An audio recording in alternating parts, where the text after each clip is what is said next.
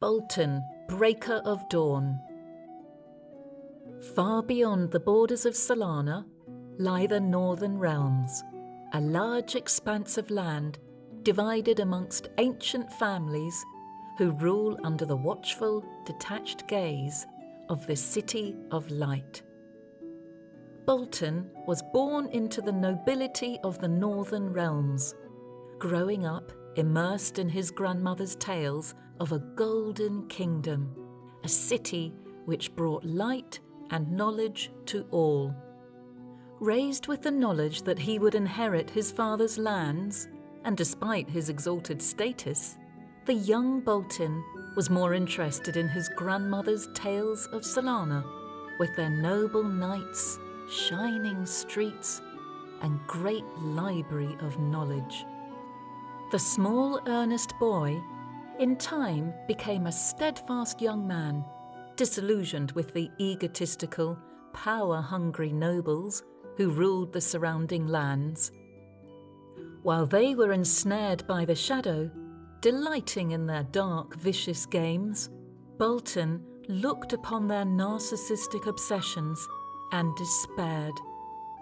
On his accession, Boltyn reluctantly took up his father's mantle, but was determined to forge a new path. It was only a few years after his father's death that a party of honourable knights arrived in Boltyn's lands.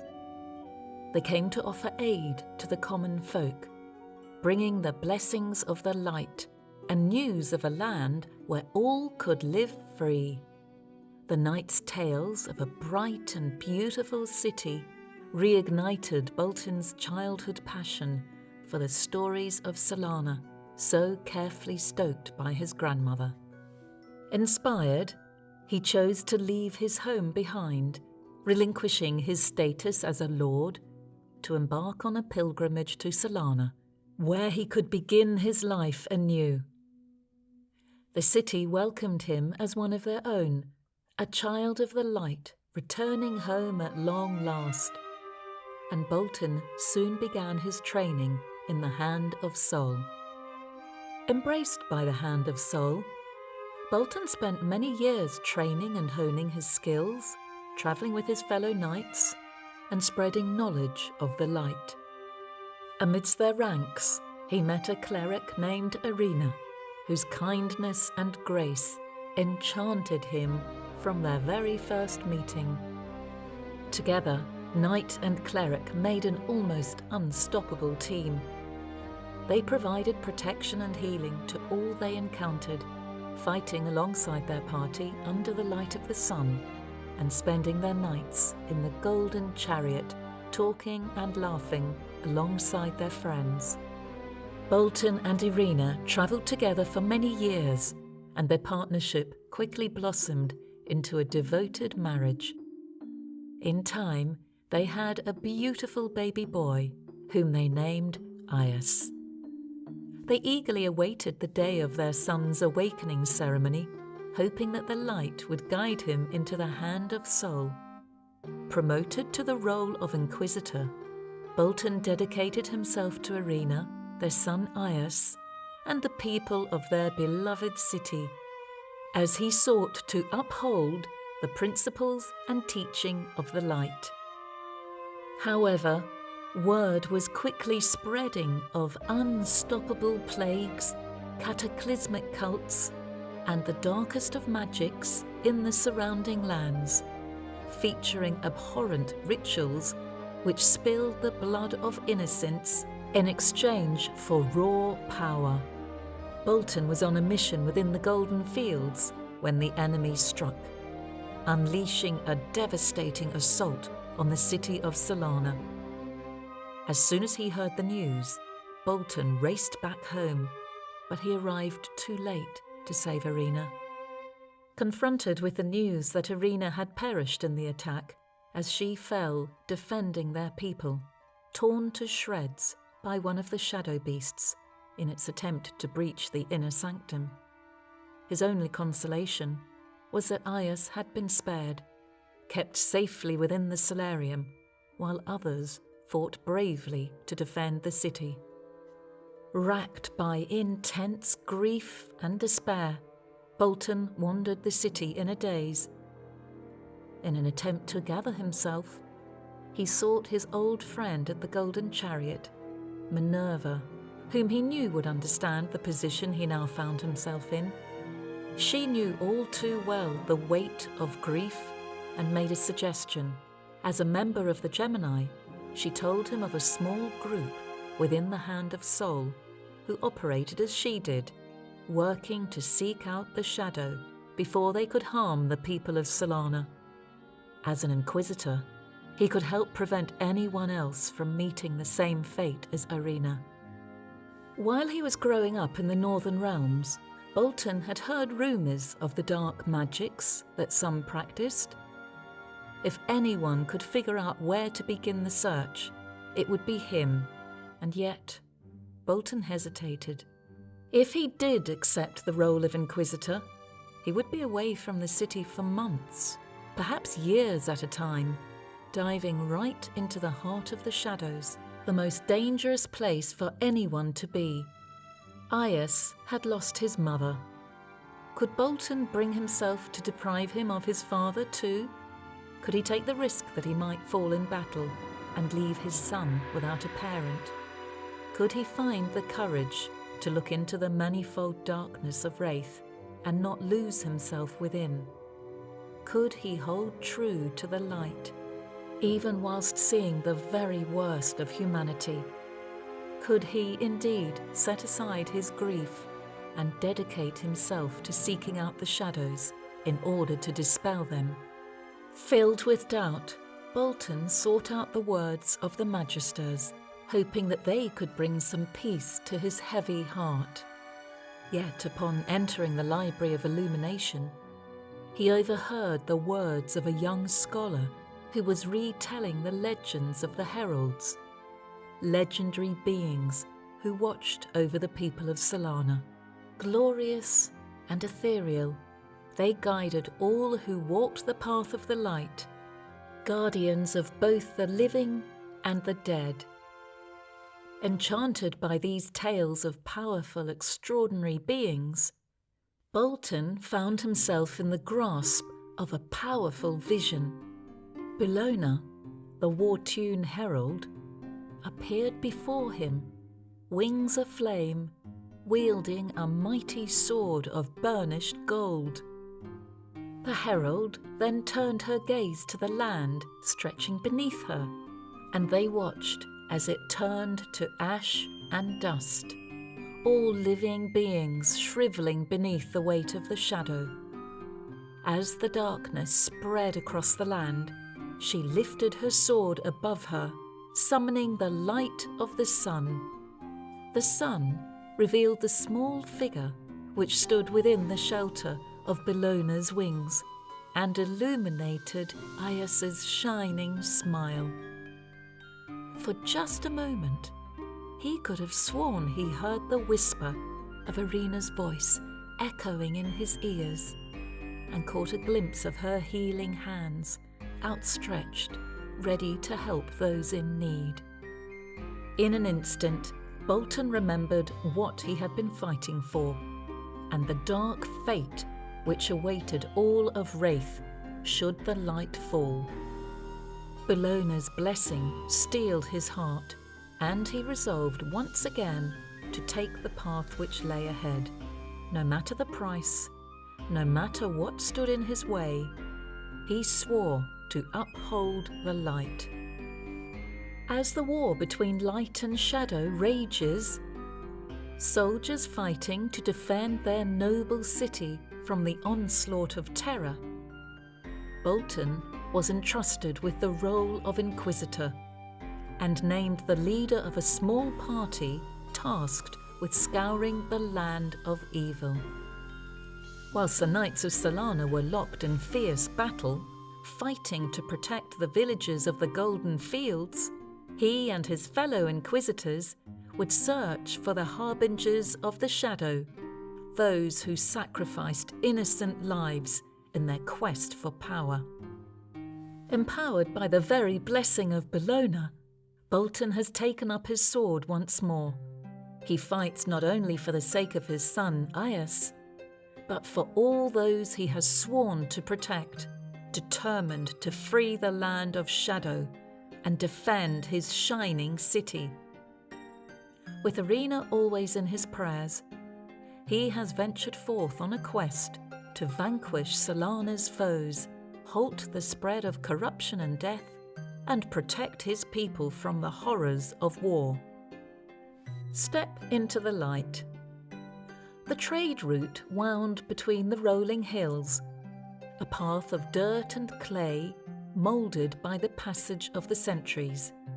Dark shadows enfolded the dim landscape, and the beaten path was cast in shades of violet and listless green as the sun sank behind the horizon, relinquishing the stage to a foreboding twilight.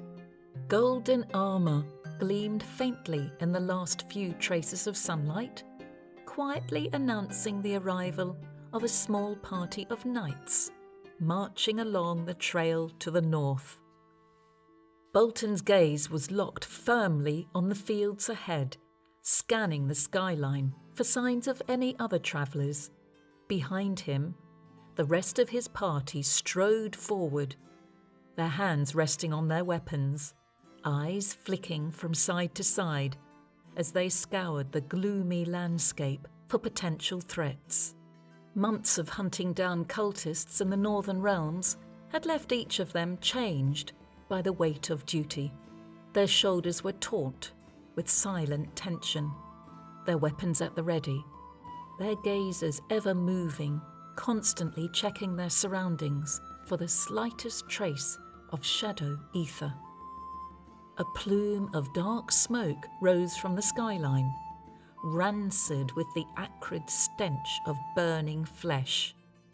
As they drew closer, Boltyn began to taste the sour, sweet coating of its soot on the back of his tongue, an almost tangible layer of fine ash carried by the evening breeze. Boltyn? I see it.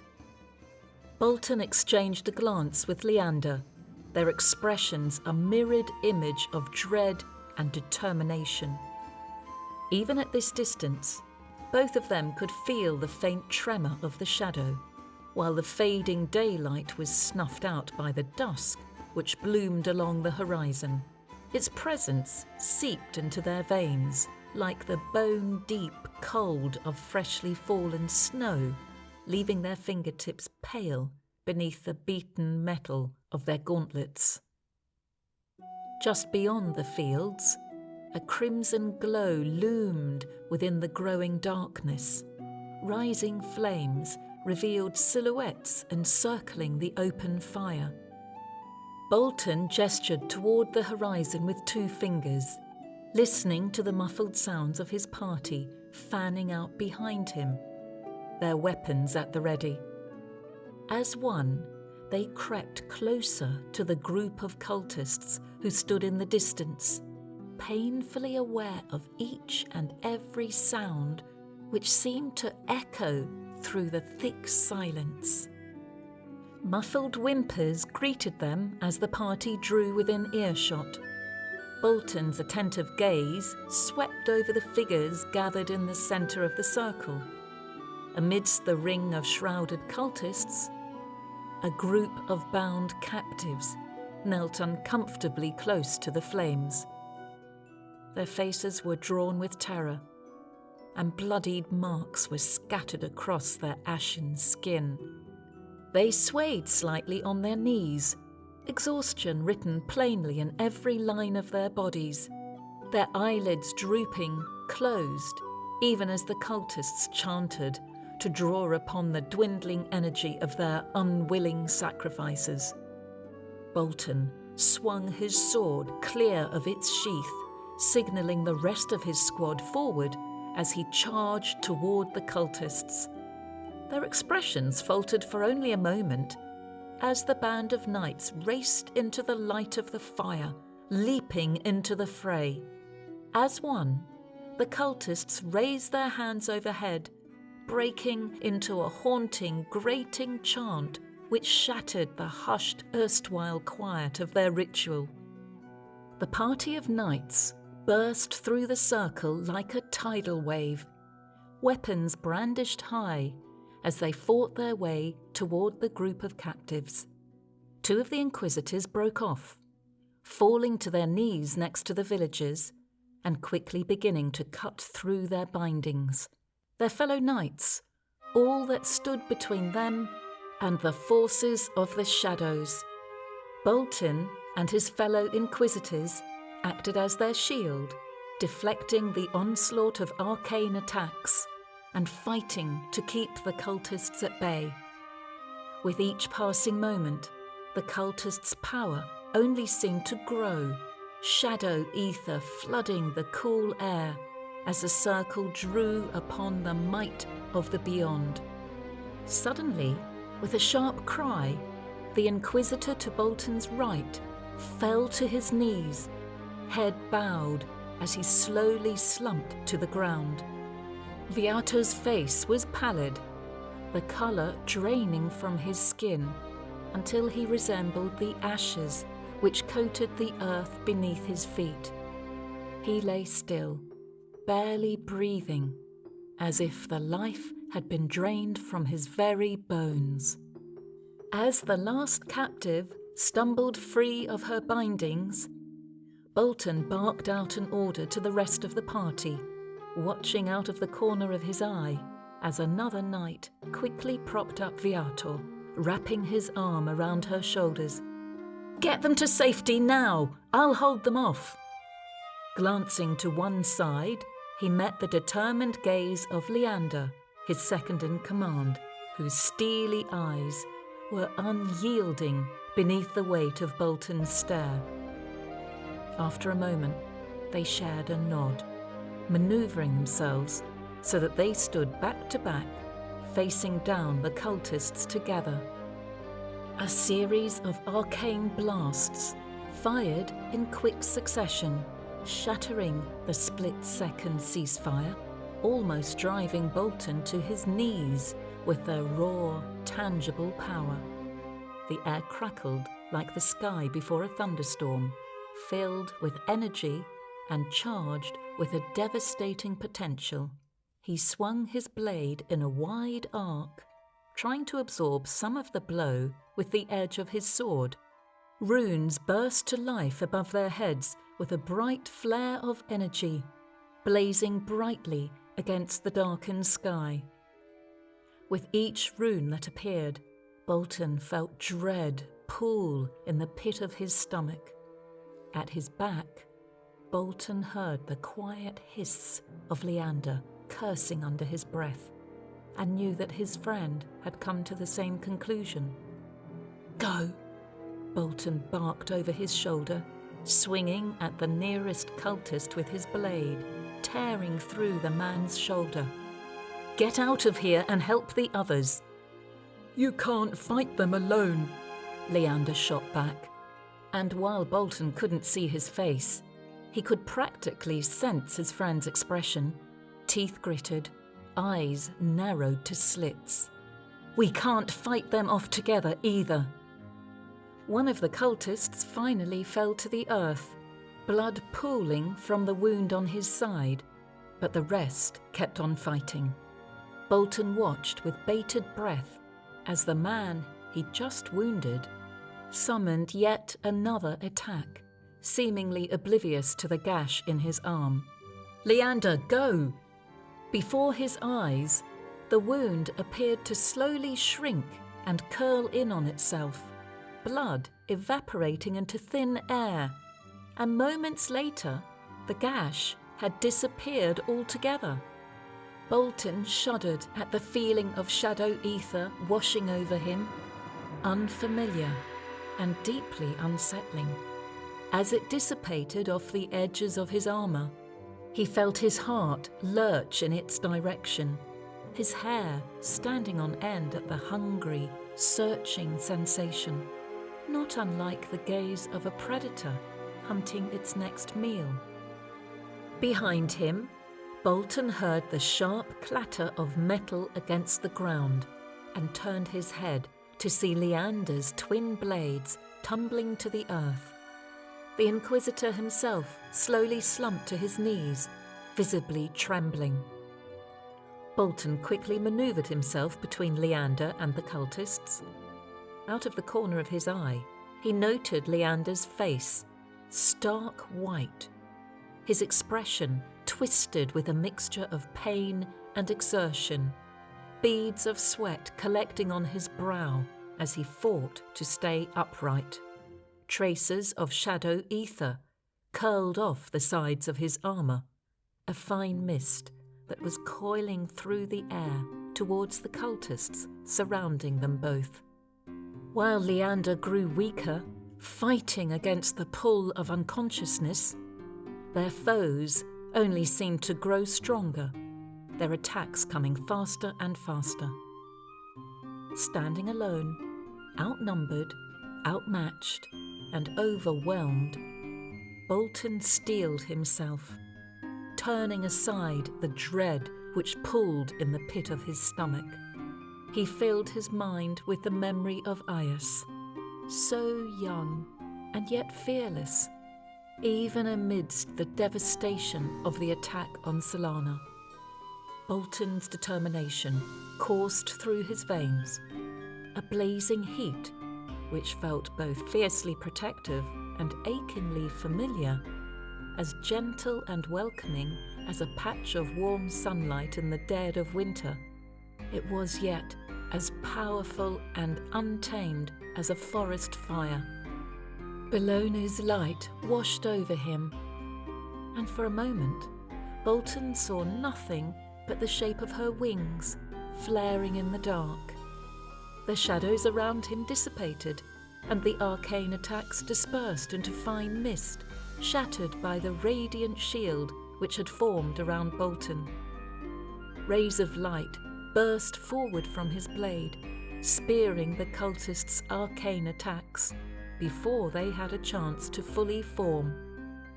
The cultists, who had turned their attention to Leander, collapsed to the earth, their parasitic connection suddenly bursting with light.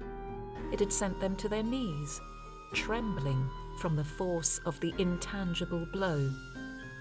Seized by this unknown power, Boltyn charged at the semicircle of cultists around him, striking each of them down one by one, his armour gleaming like the first light of dawn.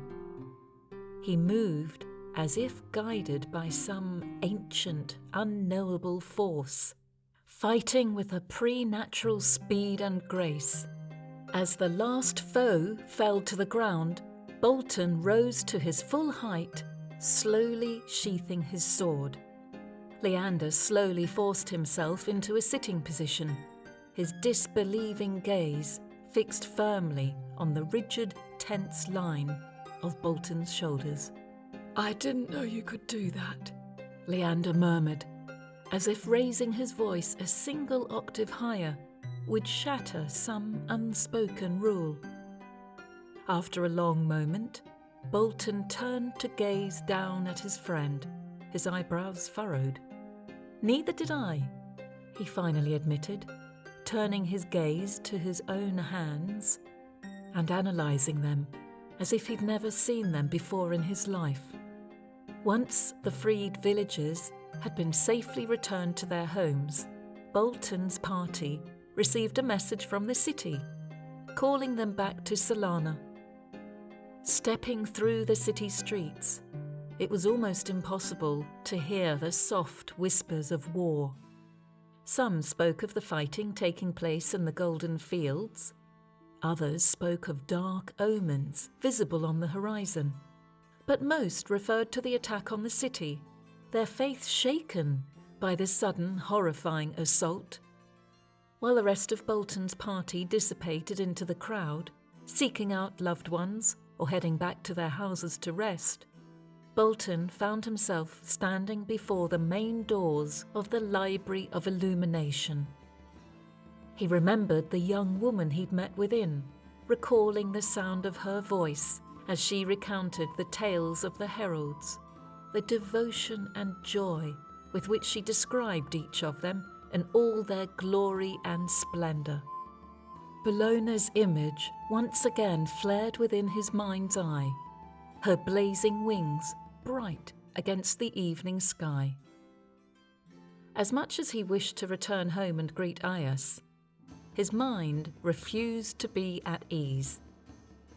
At this hour, the library was almost completely empty, most of its daily patrons having been chased away by the lengthening shadows of dusk. The usual hushed whispers had given way to a heavy blanket of silence, betraying the age of the tomes which lined the library's shelves. As Boltyn moved down the hallway, he made a concerted effort to quiet his footsteps, conscious of the armoured travelling boots he had yet to remove. As if summoned, Prism suddenly emerged from one of the aisles ahead, turning towards him with a cheerful, unguarded smile. Boltyn, wasn't it? Her voice, while bright and filled with life, was still soft enough to avoid disturbing the still library, complementing rather than breaking the heavy silence. Boltyn nodded in response, though she hardly needed the confirmation. He found it difficult to imagine Prism forgetting anything. She seemed like the type of person whose mind resembled a steel snare. Once it clamped shut on a new piece of information, it held strong. Yes, actually, I was hoping to run into you. Prism's expression visibly brightened, curiosity washing over her face. Oh, why? Did you have more questions about the heralds? Yes. He wasn't entirely sure whether or not that had been an educated guess on her part, as Boltyn's only real conversation with her had been about the heralds. But perhaps the young scholar had somehow seen the answer within his mind. For some reason, the latter explanation didn't seem so far-fetched. Something strange happened while I was outside Solana. You were sent outside the city gates. You have become an inquisitor, right? Oh, I'd love it if you could tell me about your journeys, what you've seen, the things you've done. Well, I believe I may have seen Bologna. As he'd expected, Prism's gaze immediately snapped back to meet his, her expression flooded with a series of different emotions in very quick succession, none of which lasted long enough for Boltyn to decipher what he'd seen. My party fought a group of cultists in the Northern Realms. They'd captured some nearby villagers to sacrifice as part of a ritual. And once we had freed them from their bindings, I told the rest of my party to get them to safety. My second-in-command and I remained to fight off the cultists and hopefully to give the others time to escape. Boltyn paused for a moment, eyebrows furrowed as he drew the memories to the surface. All of the cultists had ether affinity and could cast runes and spells. Some of them were using the shadow ether in order to drain energy from my second, Leander, who quickly became too weak to fight and collapsed to the ground. I remember standing between him and the cultists, trying to find a way to prevent them from killing him or chasing after our party and the villagers they were leading to freedom. And then just as I thought I was going to die in that circle, you saw Bologna, Prism guessed, a quiet, unshakable certainty ringing through her soft voice. I felt determined and then very warm, as if I was standing in front of an open fire. It was familiar, but also simultaneously the strangest feeling I've ever experienced. I felt as though I had recognized an old friend, someone whom I had not seen in a very long time, and yet reconnected with almost instantly. And then, suddenly, everything seemed so much brighter. My sword turned white hot in my hands. Light burst forth from the blade, and the unnatural shadows began to dissipate. Their arcane attacks just glanced off my armour, and then vanished altogether. The moment their spells began to fail, I just charged forward and immediately went on the offensive. I've never felt like that before, but at the time it felt so natural, like I'd done it before. As if you somehow just knew, deep inside your soul, what to do. You called the light, and it answered so quickly and readily that you thought you must have done it before. Yes, exactly. Prism broke into a wide grin, her gaze filled with a glaring focus Boltyn hadn't seen before. I believe I know exactly what happened. Tell me, how much do you know about Solana and the demonastery? She led him toward the back of the library, directing him toward a stained glass window that Boltyn had never taken note of before. The stained glass appeared as though it were made of gold and amber, trapping the light of the sun in a prismatic form. Within the swirls and patterns, Boltyn could make out the markings of the heralds, somehow recognizing them despite never having seen them before. His gaze was immediately drawn to Bellona's, a blade of blazing light which filled his soul with warmth. Only a little.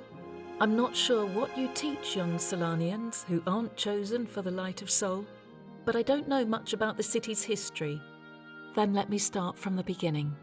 Prism cleared her throat, her face settling into a detached, peaceful expression, and Boltyn was suddenly hit by a sharp bolt of familiarity. For a moment, he saw his grandmother's face, felt the press of her arm around his small shoulders, pulling him close as she cleared her throat, preparing to tell him yet another story. Solana has long existed in the land of Wraith. Our forefathers came to this land a long time ago and were guided by Soul's grace to the earth on which we now stand. Here they began to build the city of Solana. Our people have always been filled with a kind of curiosity which drives us to understand the world in which we live. In time, as the village grew into a proper city, our people began to separate into different roles.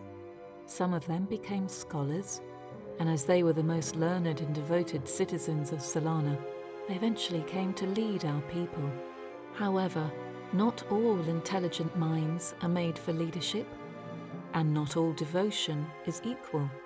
One of our scholars, the very first to have led our people, abused his power. By day, he practiced his sacred duties to Solana, studied the teachings of Soul, and pursued the path of light.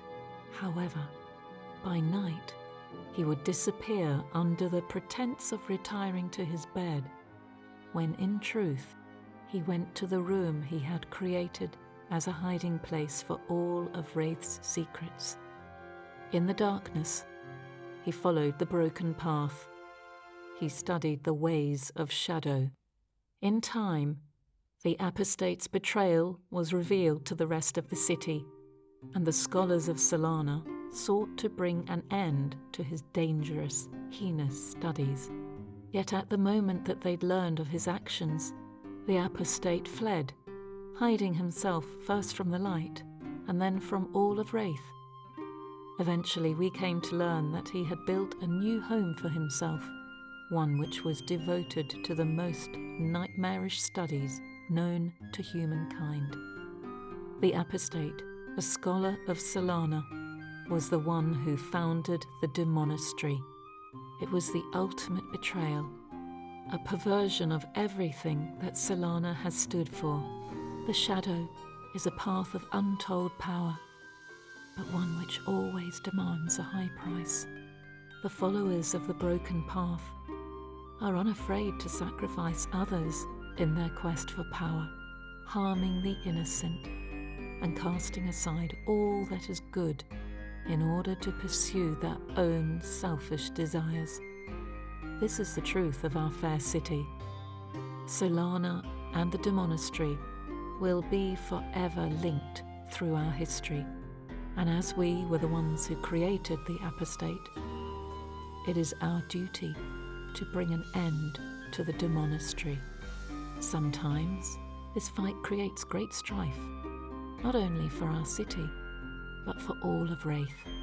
In these times of struggle and sacrifice, Soul sometimes grants us gifts, so that we might fight back against the malicious intentions of the demonastery, while that dark and devious place is filled with followers of the broken path who devote themselves to pursuing the blighted magic of the shadow.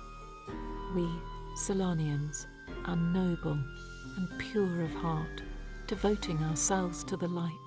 With Soul's guidance, we dedicate ourselves to understanding the world around us. This knowledge, this devotion, sometimes blesses us with gifts that the rest of Wraith shall never know for themselves. With a wave of her hand, Prism created two shining visions in the air before them. In the pale lantern light, two figures took shape, almost twice Boltyn's height, their countenances immeasurably ancient, filled with a grace and wisdom which no human could possibly hope to understand.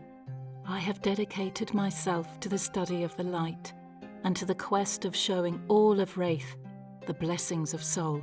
I believe that my gift for illusions was guided in part by Soraya's hand.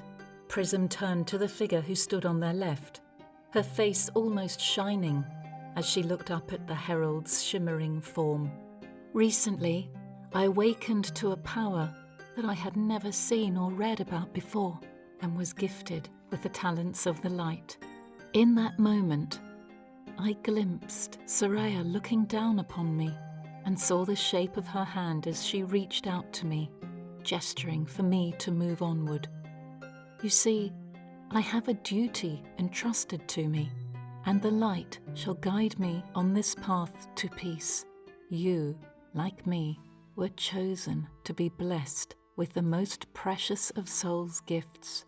Boltyn has bestowed the light talent upon you, so that you might use it to drive back the shadow and fight to protect Wraith from the horrors of the demonastery.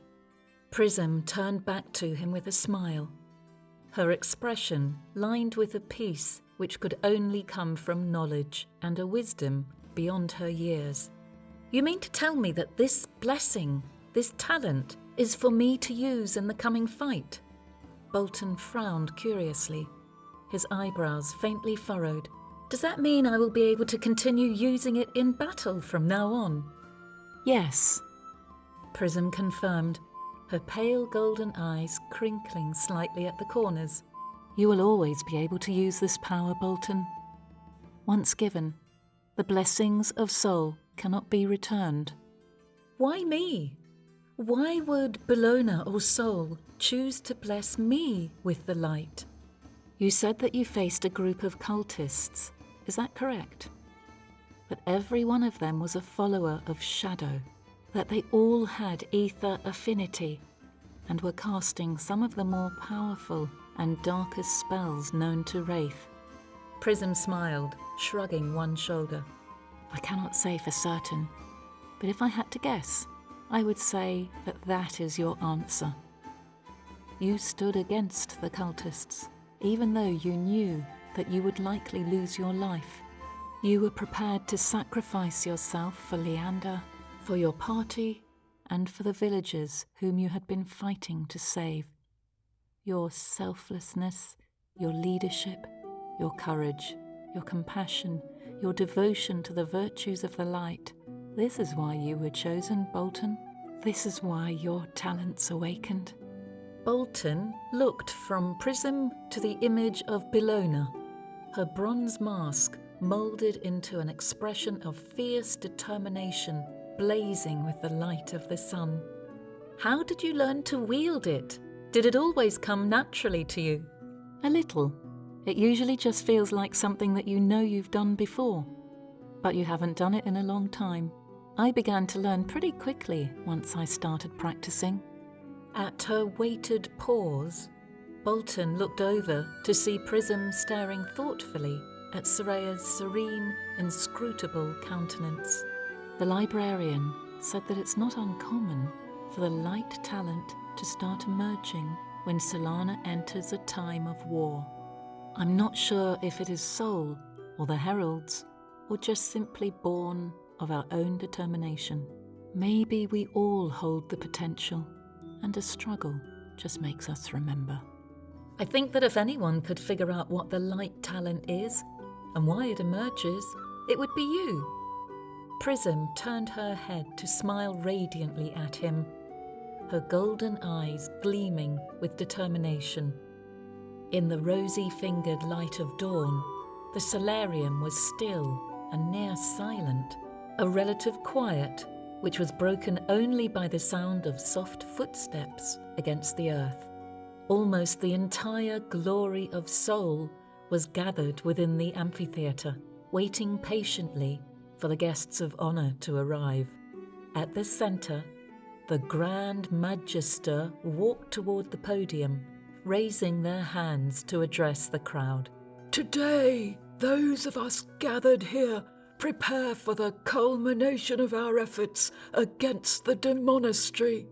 Today, we fight to protect all of Wraith from the horrors of the shadow and prevent our people from experiencing the darkness and destruction which the armies of the demonastery have inflicted upon our beloved city. We have seen what the demonastery is capable of when left to pursue their dark desires. Will we stand idly by while they sacrifice innocent lives in their quest for power? The crowd began to stir at the sound of the Grand Magister's impassioned voice, carried throughout the amphitheatre. Boltyn felt the energy in the air shift as the sun's light peeked over the horizon and cast the morning sky in shades of gold. We must stand for the virtues of the light and defend the innocent. We must eradicate the shadows. The demonastery must fall. Today, we march to meet the armies of the demonastery and drive back the shadows from the world of Wraith. The amphitheatre was flooded with wordless cries of determination, answering the Grand Magister's call to arms, as others drew their weapons, thrusting their blades toward the sky in a salute. Boltyn looked out over the crowd and met with Prism's knowing gaze. For one single moment, in the pale light, Boltyn thought he glimpsed Bellona's figure too, rising above the solarium, her fiery wings painting the sky in brilliant shades of gold and amber, and amber, and amber, and amber.